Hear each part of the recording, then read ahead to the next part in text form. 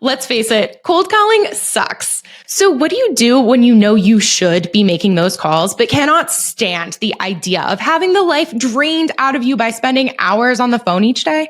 Well, today's guest, Dan Austin, has closed over 500 transactions in 4 years between his agent and investor business by leveraging the power of virtual assistants as cold callers. Here's what to expect to learn in today's show.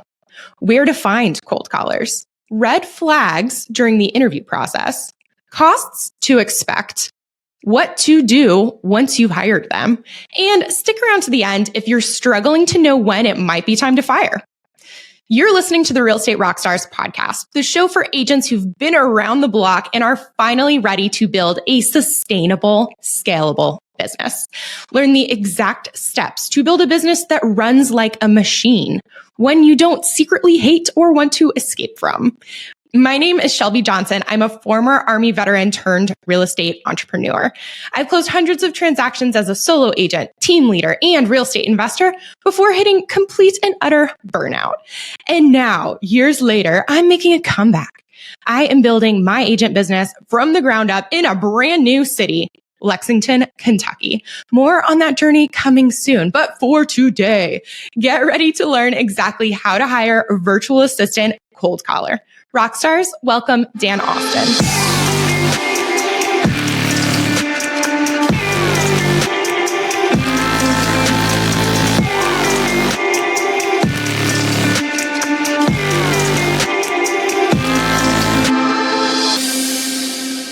Dan, okay, let's pretend that I've got some open houses coming up and I know I should be circle prospecting those neighborhoods, but the idea of cold calling makes me cringe so hard. But you know what? I've just decided, I can fix this problem. I'll just hire a virtual assistant cold caller.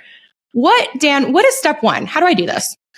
Step one is honestly just finding the watering holes where you're going to find these virtual assistants at. And that, I mean that because you got to go somewhere, right? And I'll be honest, the most basic way to do is just go to Upwork. We've all heard of it. Upwork is still produces from a cold caller standpoint, a really good, pipeline. And that's because there's a lot of Egyptians on Upwork. And that's one of the best places to hire cold callers. People don't know that. I did not know that. Yeah, they have Egypt. So everybody thinks, Filipinos, and the Philippines are great. We have a ton of Filipino VAs doing different things, including phone sales for us too. But Egypt, actually, their English is one of they just train on it. They're really good. Their accents are really light, where you'll hear even with some Filipinos that are good, they'll have just like a slightly different accent that's just a little more obvious to like a US based audience, where the Egyptians can't really. And if you go to like South America, Central America, if they've never lived in the US, their English is it's an accent that we recognize more as not US based. And so, Egypt is a great spot. And a lot of times they're on Upwork, but you can find them. I mean, we found VAs. My partner Mike he's a Redditor. I'm not a Redditor, but he found one of some of our best employees on Reddit on the subboards there, not for callers, but other virtual assistant roles. Or you can always take the easy route and just find a staffing company that'll do it for you. And those are 100% hit or miss. And you can, fail pretty quickly with some of those companies. Okay, you've shocked me already within like 50 seconds. I'm like, dude, Egypt did not see that coming. And then Reddit, like what? I know.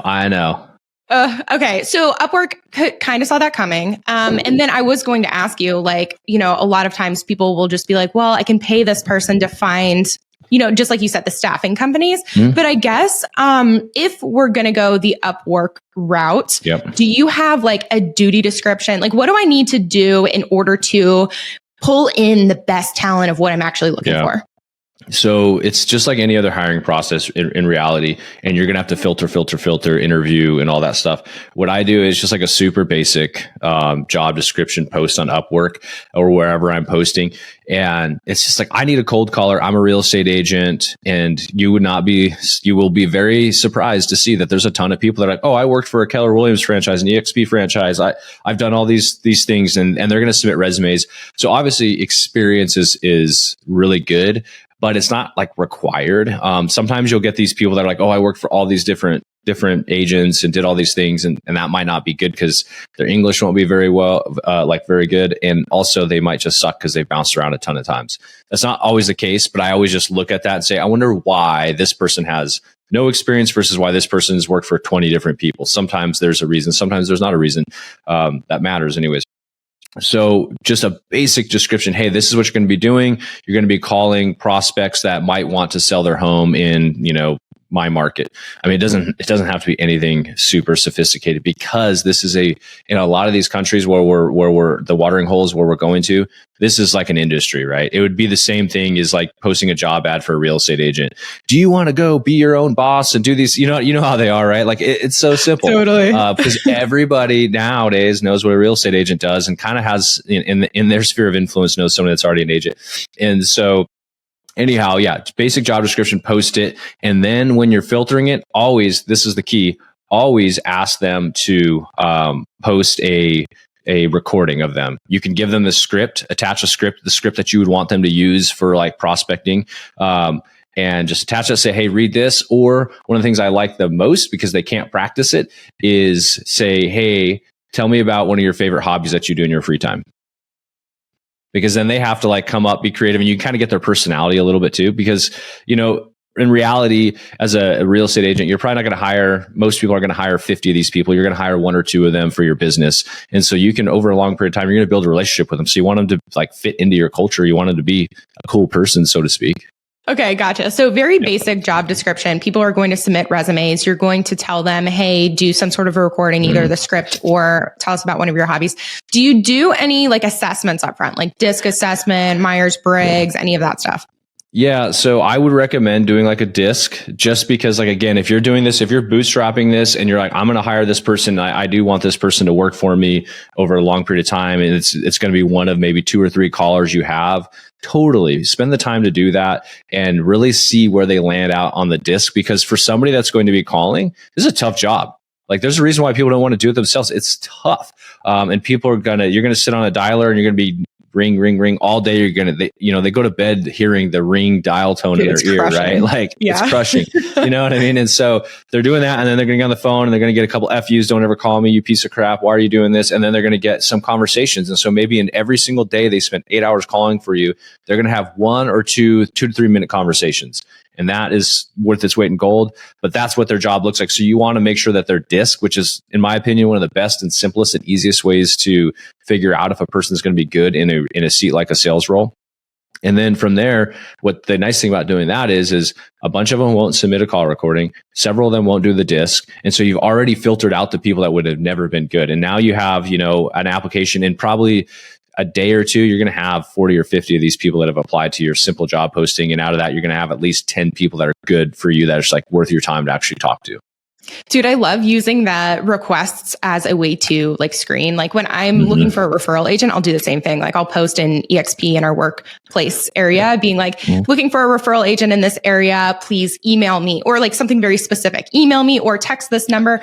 Everyone comments, everyone sends a DM, and they don't follow the instructions. So I'm like, oh, cool. So from these 50 people, there's 3 people who can read. My job is so much easier now. Totally. It makes it so much easier just to get rid of those yahoos that aren't going to do it. It's like, if you can't follow simple instructions, like, I don't need you on the team. Totally. Okay. DISC real quick. What are you looking for? What personalities? For all of the salespeople that I like, I like the high D and I. Typically, you're going to see a lot of VAs go in, and they're going to, especially this is actually cultural too. When you go into the Philippines, it's really tough to find the high Ds and high Is, because they're just not that's not in their culture. They're just like a super nice, like, culture where it's like, I will do anything to support you. I want to be here for you. All those sorts of things. Like, that's why they make great virtual assistants, because they're so supportive. And a lot of them are really kind of on that C side of things, in the DISC. And so they're just not as good on the phone. So it doesn't mean they can't do it. But when you have that high D, high I, especially the high I, because they want to talk. The high I they want to be the center of the room. They want to be on the phone and talking to these people. Those are the ones I personally like. I want to know, what are you on the DISC?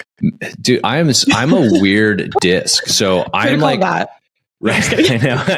Weirdo.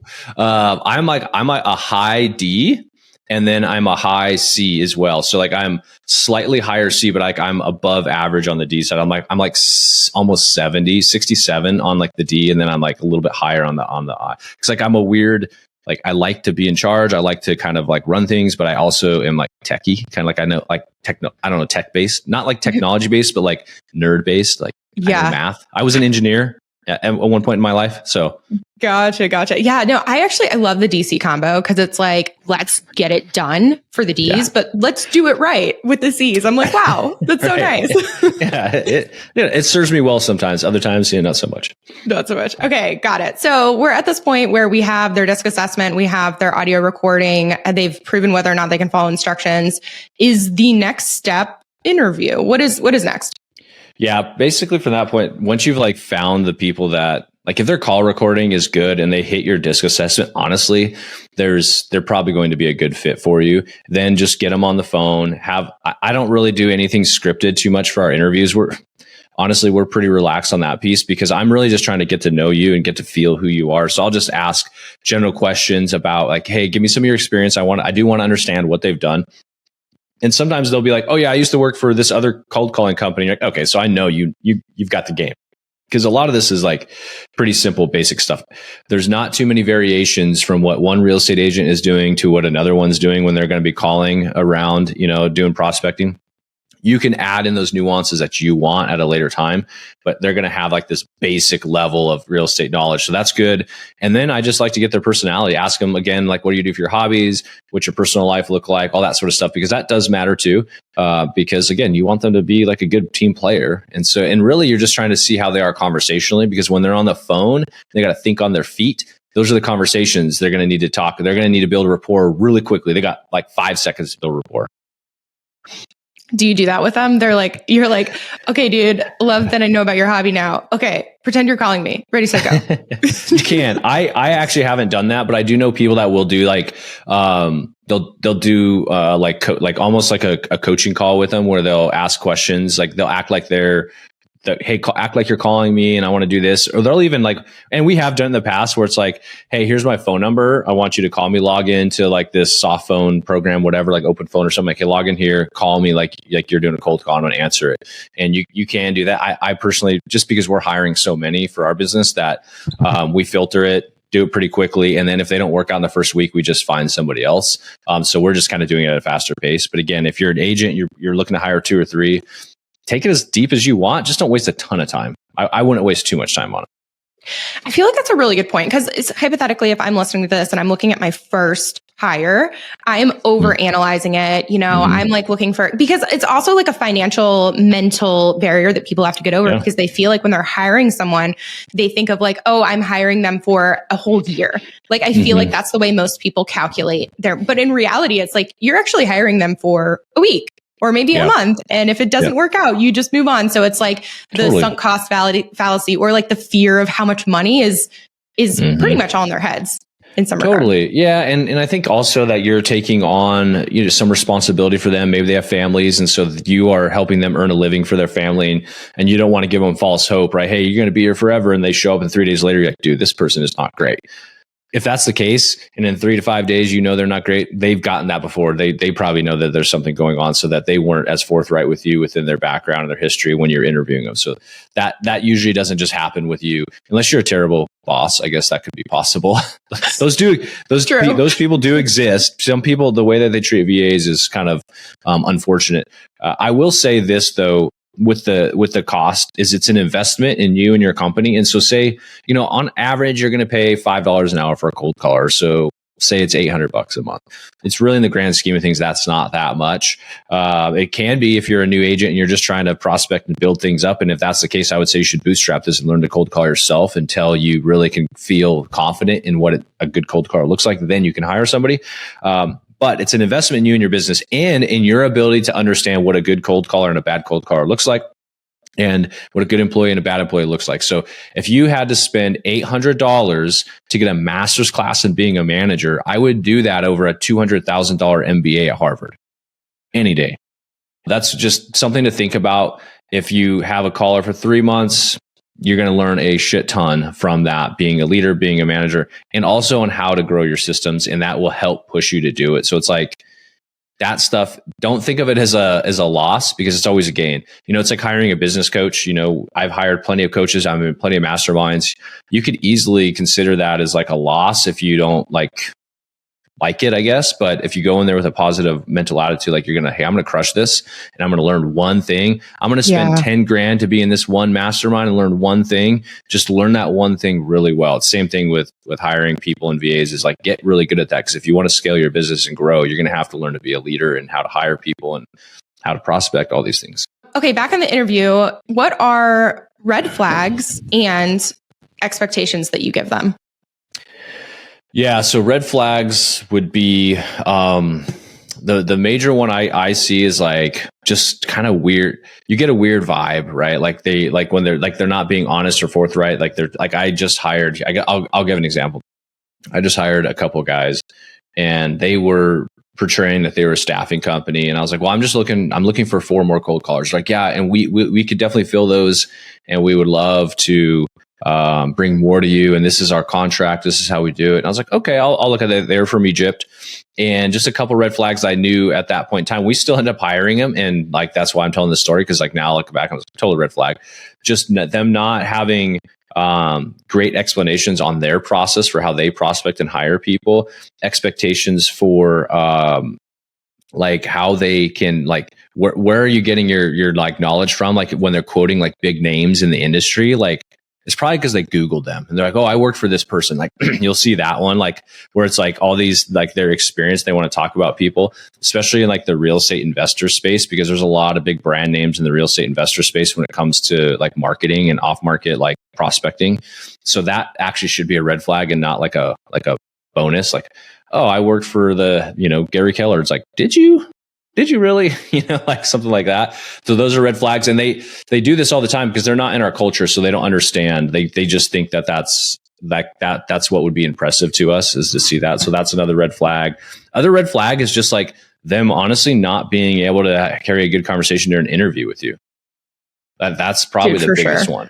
Because you can't talk on an interview, like you can't talk on the phone. Yeah, well, exactly, right. And so like that's like honestly the biggest filter. So when I go through like the bullshit filter, like I said, like, did you really work for this person, or did you really do these things? Because some of it sounds really great, like it went through ChatGPT on their resume, which everybody knows how to use ChatGPT now, even Egyptians, Filipinos, all that. So like kind of look at that, but then really having that conversation. If you connect well with them, they're probably going to be a great caller. And those are the 3 things I just mentioned. Like I didn't get out of those guys. I hired them and then fired them literally a week later. They're terrible. Dude, yeah. Anyone who's hired has also had that experience though, where you're like, and part of it is the hope within you. You're like, I just really want this to work out because I'm slammed and I really need this position. Like, please just work. But I really liked what you said too about their inability to clearly explain their processes. Because that's something that I found too, like with hiring. It's like, there's 2 different types of hire. You're either hiring the person who's following into your own processes. And if you're hiring that person, you have to be able to clearly explain your process to that person, or you're hiring the person who already has their systems and processes. Essentially, you're hiring like a turnkey, like a professional type of thing, in which case they have to be able to clearly explain their processes. But either way, if there's not clarity, like the relationship, the hire, it's not going to last because they're not going to know what to do. Then you're going to get pissed because they didn't read your mind and figure it out on their own. And it's just a recipe for disaster. Totally. Yeah. And I think that's right where you would kind of ask like expectations. So like moving into the expectations, what do you expect of these people?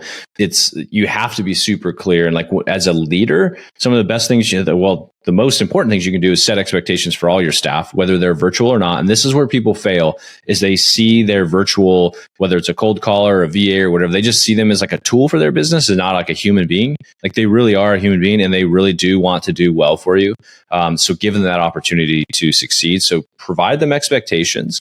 And then when they don't meet those expectations, just hold them accountable to it. Say, hey, we agreed to these expectations and you didn't meet them. And here's why. And to do that, you got to be present. And so those are like the 3 things: set expectations, hold people accountable, and be present.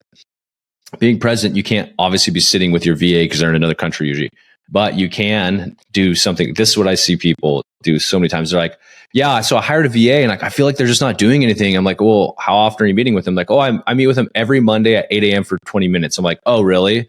And they get enough from you during that 20 or 30 minute kickoff. Like we meet with our staff, like we have a virtual staff on all different fronts for different parts of our business. And we meet with them every single day, several times a day sometimes, because we're working together in meetings. We're kicking off the day. We're setting the expectations. We're giving an opportunity to ask questions about those expectations. And we're reviewing and going over to hold them accountable to the things. And when I say accountable, I'm not being don't be a jerk. I'm just saying we're holding them accountable to what we both agreed on that they could and would do. And so that's like the most important piece is like they are people coming to work in your business. Treat them like you would anybody else. And if you're a terrible leader, just do those 3 things I just explained and you'll be so much better and it'll be a better experience for them. Oh, it's so true. I can feel, because I talk to agents all the time. I can feel them. They're like, well, I just want to hire someone as like a patch fix. Like, I really just want to throw money at the problem and have someone come in and make it go away. But like in reality, you are hiring someone to do a piece that will ultimately, hopefully, grow your business. But that doesn't mean that it's completely hands off for you and that it's just the magic pill that's going to come in and fix everything. It's like you said, it takes work. You're meeting with these people all the time. Totally. Yeah. It's like, here's a good example. You're hiring a virtual to do your cold calling for you. Yes, you are no longer a cold caller in your business. You are now a cold caller manager. So remember, there's some responsibility with that. So just take that be seriously. Like I said before, these are people and they might be supporting their family through your job. So just give them that opportunity to be successful and you would be surprised. And my partner and I, like we've learned that we've hired, I think we've had like 70 different like virtuals just in like the back end of our business, like helping kind of build and systems and stuff like that. Yeah. And, as we've gotten better at that, understanding that, we've gotten better at hiring, first of all. But second of all, we've gotten better at understanding of how to fulfill them and how to coach and train them and develop them. Because the other thing you see is people just throw tasks at them. And now you have a virtual, like, oh, I hired them as a cold caller, but man, it would be great if they kind of like manage my pipeline too. And then, hey, could you do my invoicing? I don't want to do that anymore. You throw too many things at them. You remember you use the DISC assessment to hire them. They're high DI. You do not want them doing your invoicing. You know what I mean? Like you want them on the phones talking to people. Yeah, not a catch-all. Because then if you're too dizzy also like ping-ponging tasks around, then they're not going to be able to do the job that you hired them. But exactly. Okay, so at this point, you love them. The interview went great. And are you talking about money and start date? And how do you like wrap it up to move forward to the next step?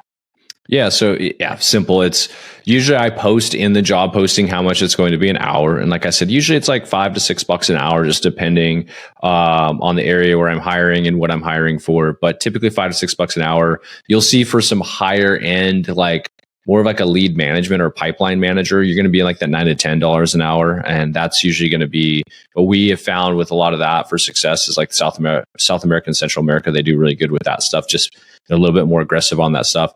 Egyptians, we have only used them in like team lead and calling positions. So that's where I say $5 to $6 an hour for that. And then of course, if you're looking for just virtual help, it's about 5 to 6. So anyways, going into the interview, they kind of know what they're going to be applying for. And then we just, start them out usually $5 an hour. And then if we want to bump them up to 6, we will, if they're doing really well after several months. Maybe they're kind of more in a leadership role within that calling part of my business. You bring on another junior caller or something like that. And from there, it's just, we have like a contract that, I mean, you can just write it up yourself, but like we just rocket lawyer this thing. And, it doesn't have really any major bearing other than like, you're just trying to make them feel like they have some ownership in this and you have some ownership in this. So just like, hey, here's the expectations within the contract that what you're going to be doing. You're going to be working 40 hours a week, 8 hours a day. These are the hours. Be very clear about that because, when it comes to hours and those sorts of things, you don't want them to be like, oh, well, I thought I could work these hours. You're like, no, like that's like 5 a.m. my time. We can't be cold calling prospects at 5 a.m. my time. So being super specific on like what your expectations are, your time zones, and they get it, they'll know it, but they're gonna always want to push the boundaries given the opportunity. So having all that laid out there, and then the expectations around time off and stuff too.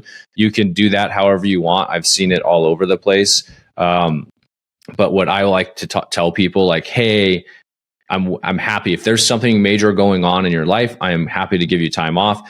And if like, some family member dies, all that sort of stuff. What you'll see a lot of times to help people not get caught up in this is all of a sudden somebody will have like a mom die and like they'll have like something they got to drive somebody to the hospital for, then their internet will be out. Internet out is a big one. Like, all these things happen all the time. Then it's like, I'm really sorry all that stuff happened to you, but I can't have that happening to you while you're my employee. And if you have that conversation, it usually stops happening. But that's why I'm saying being upfront with time off, like how you want to work that, how you want them to request that stuff, put that all in the document that you send them. And that's how we do it. Do you guys do like let them choose essentially the holidays, or do you do like US holidays or country dependent? Yeah. What is the process? That is a great point, because like sometimes they celebrate holidays that are different. Like in Egypt, I'm learning that there's different days that they celebrate Ramadan and like how that works and all that sort of stuff. So I've had to learn that, and I'm totally cool. Like if you have a religious holiday or something else, like we definitely give you time for that sort of stuff, and it's okay. Usually it's unpaid time, but we give them time off for it. But yeah, you got to learn that if they're BSing you or not, because sometimes it's usually around like internet failing, whatever, or like my truck broke down, or just like I've heard it all, like honestly. But just being upfront with it is super important, because and you're right, the holidays, like giving them that, you don't have to like line it out like for the whole year, because I don't know what all the holidays somebody might be faced with, but they usually know what US holidays are too. And letting them know though, like what those are is helpful, because they'll know that they're not going to be working on those days. Usually, like we don't have people calling on Christmas. That's just kind of bad practice. Yeah, that's a way for your company to be like, what the fuck, dude? What are you doing? No, why are you calling me right now? Yeah, totally. Yeah. Okay, so that's the agreement. Pretty straightforward, simple. And from there, the onboarding, is that next? Next step would be onboarding. So then from onboarding, like we do it super simple. It's like, hey, here's your start date we've agreed to, again, in that offer letter, start date. And then they just show up, and we usually do Zoom. And we personally, for our company, we use Slack, which you can get I think there's the free version. And so we make them log in every day. We'll have like a channel. Hey, logging in, logging off, taking lunch break. They have like a channel for the different teams in there, and explain what they're doing. And also they can ask questions. We can drop like call recordings. We can do anything in there from like just a digital archive as far as for the day or the week. And rest of that is just Zoom. We do our Zoom kickoffs with them. And so the onboarding is simple. Here's all the documentation, all the tools you're going to need. They might need access like to a tool like we use Batch Dialer. You could use Open Phone. Just depends on what kind of calling. Are you having them do a single line dialer? Are you having them do a multi-line dialer, like you're going big, where you have like a 3-line dialer and you want to hit like a whole zip code? It's up to you which tool you use. But getting them all those login, all that access, giving them training. What we do for a lot of if it's a third-party system for training, this is like a total like expert tip here. Just send them to the how-to page of that tool, right? So like if you're using, like we use Batch Dialer, they have tons of YouTube videos on how to use that system. And honestly, most of these folks, if you put that in your job description, which dialer you're going to use, they'll let you know if they've used it before. And there's a good chance they have. So they already have probably more experience than you do in it, to be honest. And so getting them all that training is super key. And then again, resetting expectations and what their KPIs should be and how many. So we set like, hey, we want to have you having like 38 hours of call time a week. We're looking for this many calls per day. And we don't do lagging KPIs. We do leading KPIs. So you don't want to say, I want you to find me this many prospects a day, because they have zero control over who answers the phone or the phone numbers you're giving them. You could give them a shit ton of bad phone numbers.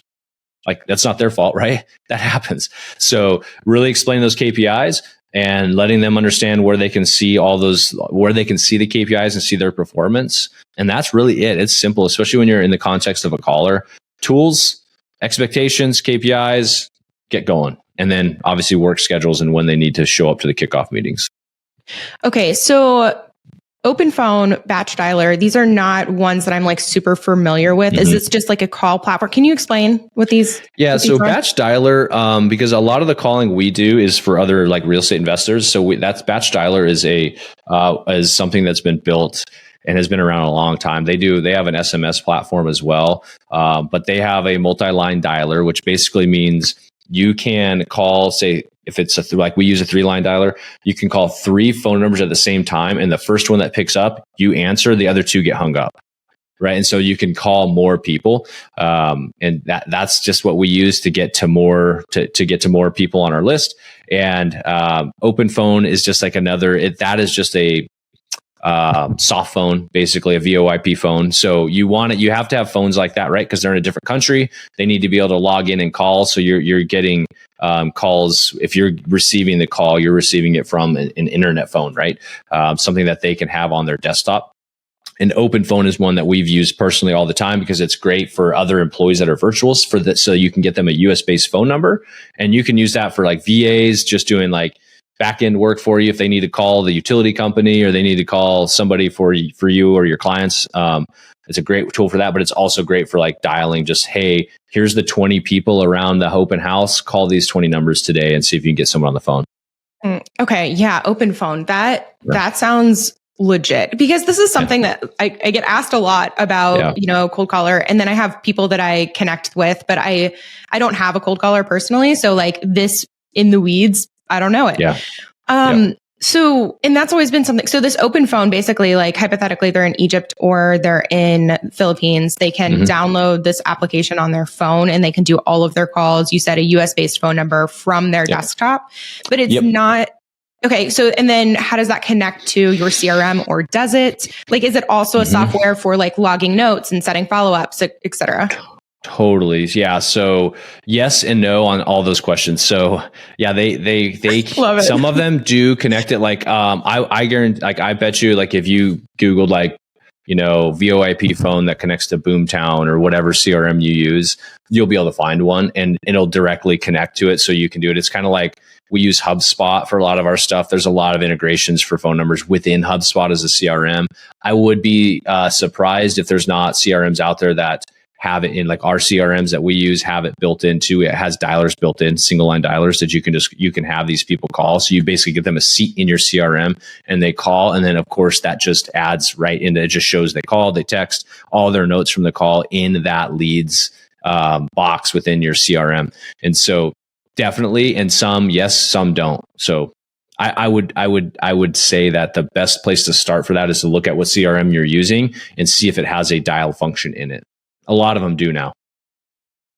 Okay, that makes sense. So when they're onboarding, you are getting them set up on your internal communication with them, your own team processes, and then also getting them set up with wherever they're going to be doing their job, which starting place being the CRM, see if they have the call function.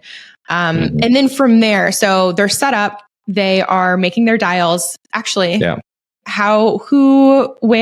does the list come in? Are you pulling it for them? Did you train them on how to pull it? What does that look like?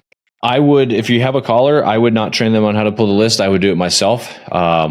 But we have our own virtuals that pull lists for us. So they actually will go to, and we follow that they follow our exact process. They go to the data source, they go in, they check the boxes, they do these things, they pull it out, they dump it over here, and then it gets uploaded into the dialer. It's all like automated there for us with a human doing it. But if it was you hiring a single cold caller or two cold callers, and you don't have anybody else, I would pull the data and I would get the phone numbers and do all that sort of stuff myself, and then drop it into whatever dialer that they're using. And then basically from there, they have this list of, 1,000 people they're going to call if you're going to go mass quantity here, and they're just going to click through it, and it's just going to go down and go down. It's going to show how many times they've called a certain person. If it was flagged as spam, it's going to show, like, if they connected, it's going to show how long the conversation was, all that sort of stuff. Favorite or options for data sources? If someone's like, okay, I'll pull my own list. Where do I do that? Yeah. So it depends on what you're trying to do. So there are, I know this, like, you can go out and buy data lists specific for real estate agents that have tens of thousands of people on it that were somehow opted in to, I might want to sell my house.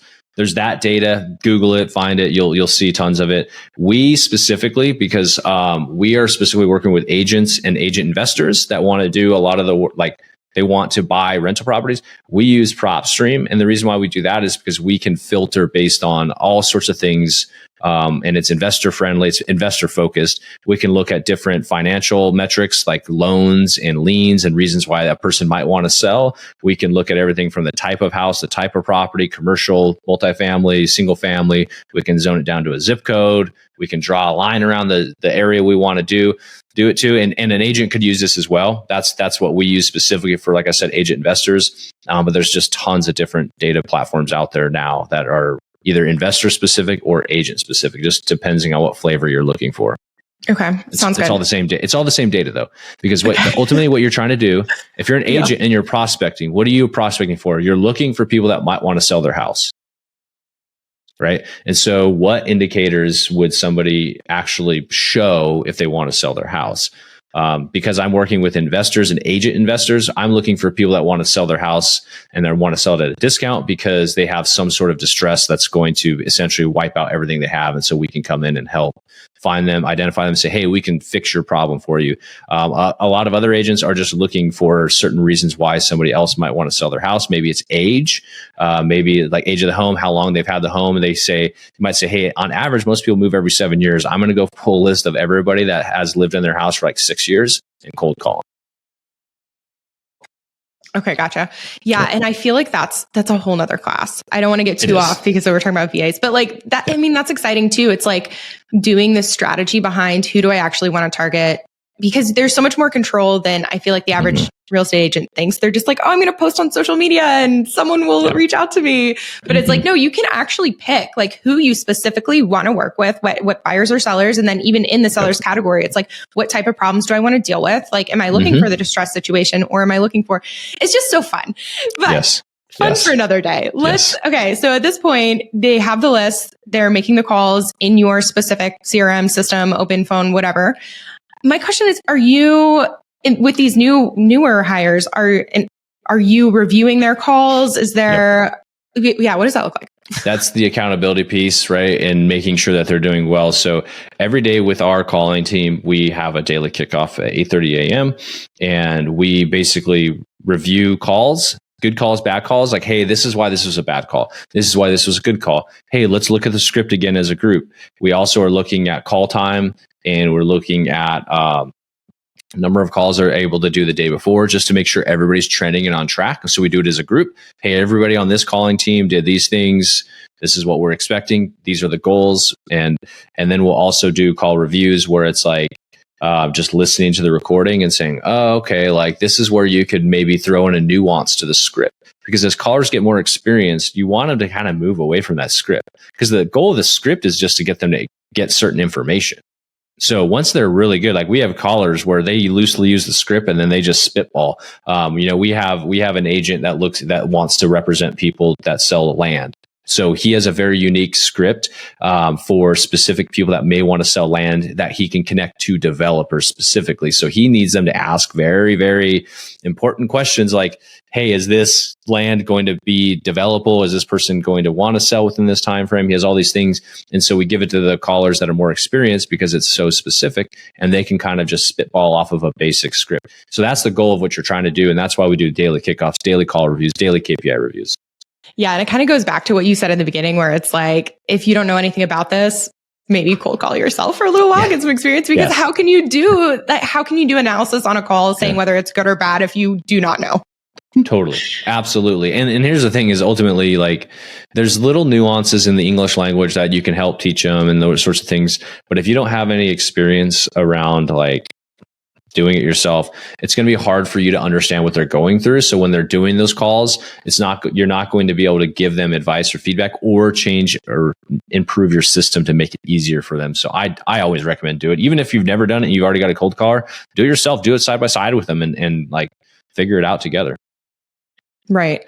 Or I guess this, because I know there's people sitting there being like, I want to bring on a cold caller, but I do not want this level of oversight or management. But I think this probably goes back to maybe finding those staffing companies. Because I know that there are companies out there who you can hire. It won't be $5 an hour. Maybe it'll be $7. And what they'll do is they say, hey, we have a supervisor in addition to the virtual assistant. You just tell us what you want.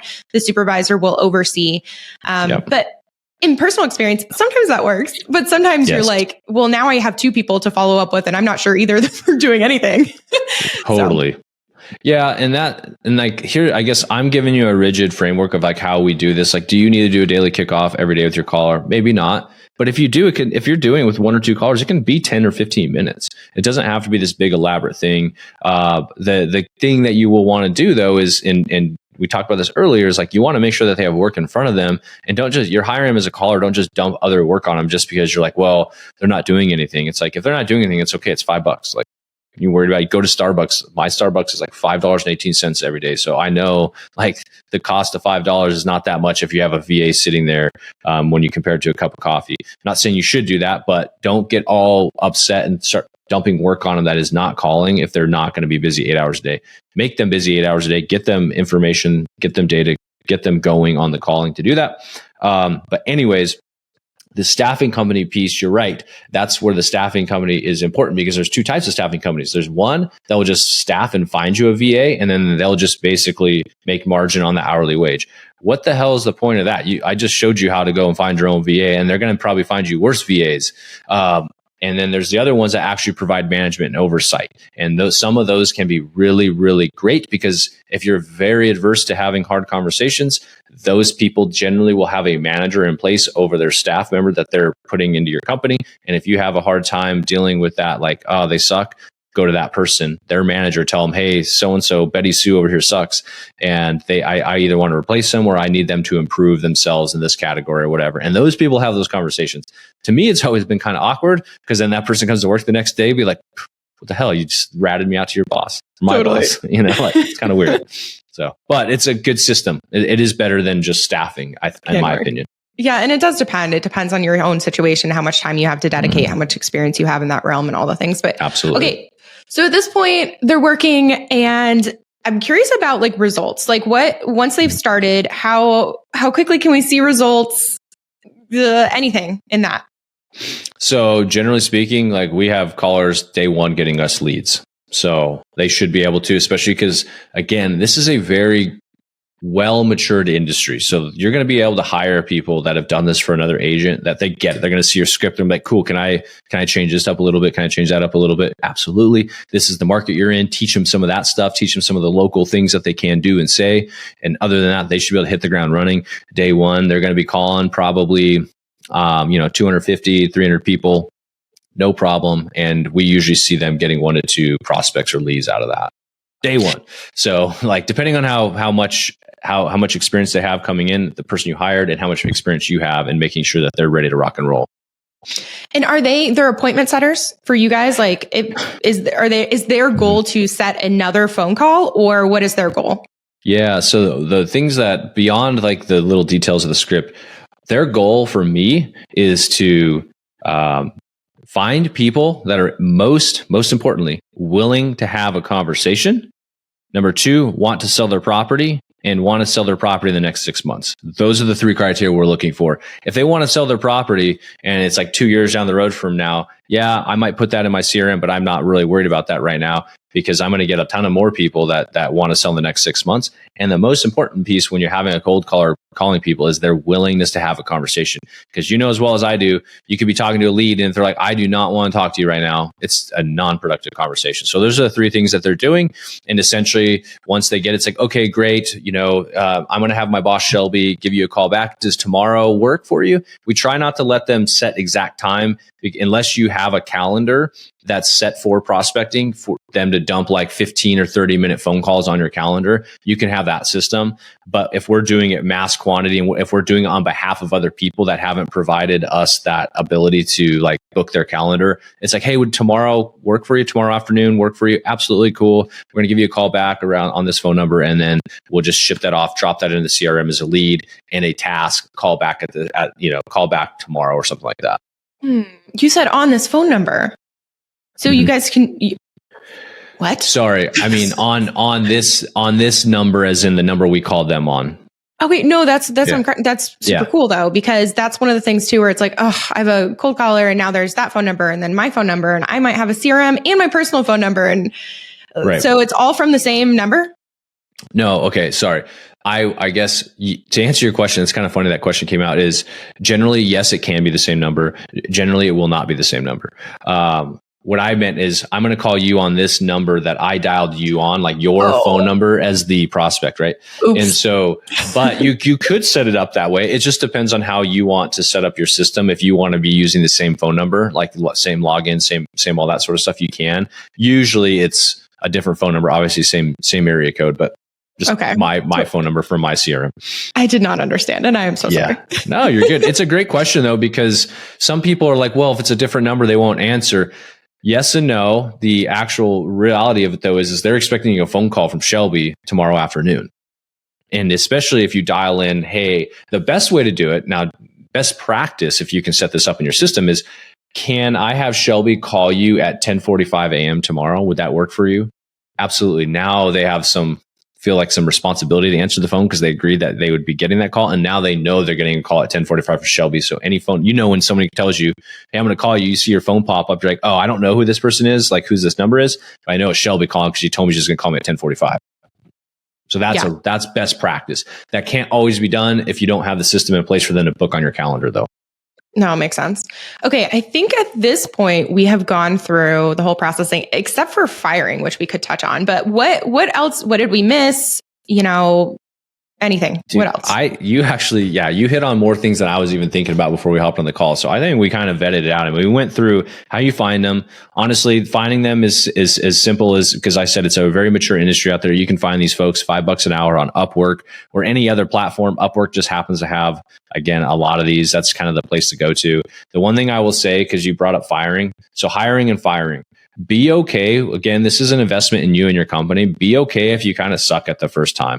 If you miss and you get a terrible employee and they're not good or you weren't ready for them, that's okay. Let them go, start over, find another one, especially with these staffing companies. So many times people that hire these staffing companies, they say like, well, they gave me this person and they suck. I don't know what to do. Call the staffing company, tell them to get you a new one. And if they're not willing to do that or they want to charge you another staffing fee, don't use them. So we work with one in particular that we staff with and we love them. They're the one that I would only one I would recommend right now. Not that they're the only good one, but the only one I recommend from my personal experience. And they're like, hey, if it doesn't work out, we'll hire you new. We're not going to charge you another staffing fee. We're just going to go and find you a new person because we understand that sometimes people aren't meant to work in your company, like for whoever's fault it is, and we will go get you a new one. So don't be afraid to go get a new one. It just happens. I'm not saying they're throwaway tools, but find somebody that's going to work for you and your business. Because at the end of the day, you have to put food on the table. And so you need to do the right thing for your business. Love it. Okay. And so now shifting gears slightly, what are you working on? What's going on in your business? And then I have some wrap up questions for you, but I just want to I feel I've talked so much about just the VA. I know.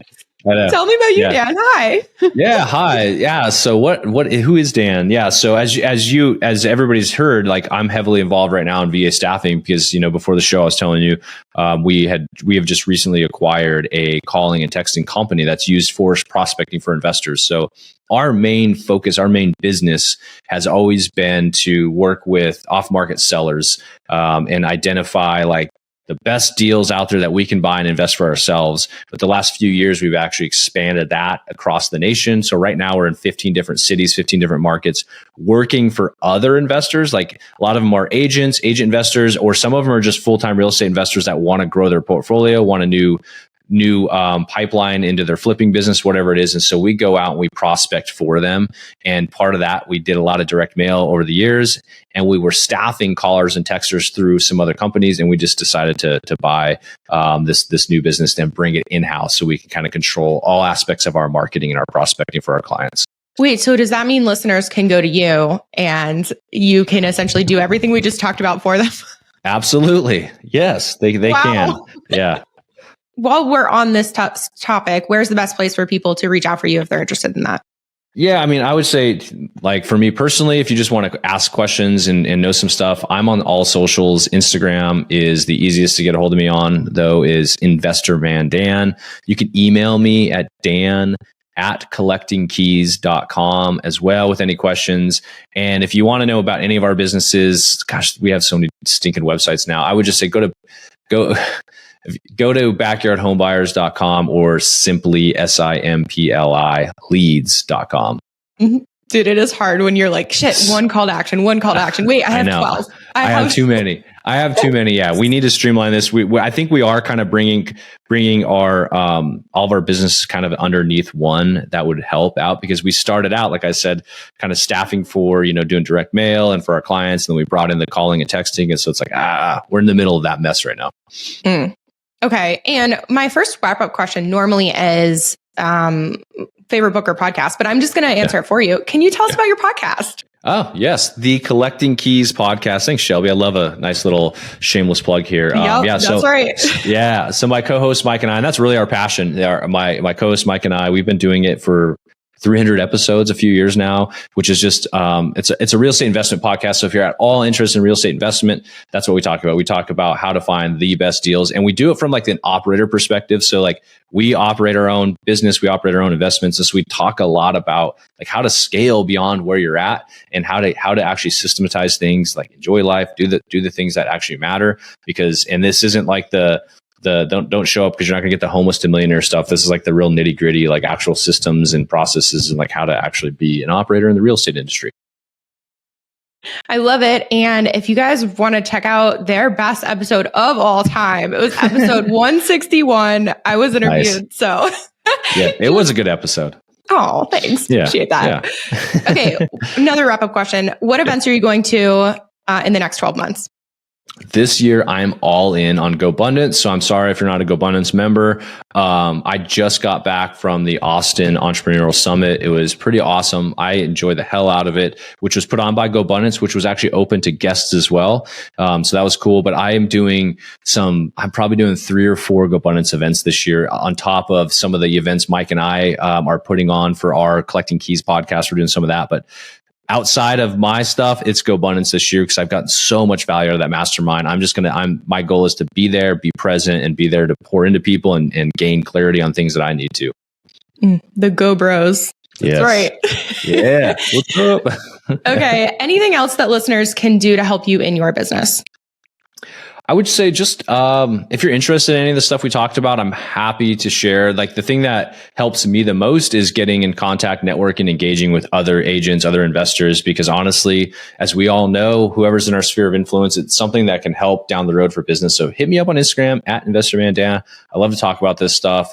And that's really the biggest thing I got. Perfect. I love it. And if you guys want to hang out with me and the owner of the show, we are The Shelby Show and Aaron Amuchastegui on the gram. Love to hear from you. Hit me up if you want details about the 2025 Real Estate Rockstars Mastermind in Austin, because tickets are selling out super quick. So you got to lock yours in. And otherwise, guys, that is all we have for today. Dan, thank you so much for coming on the show. And Real Estate Rockstars, thanks for listening.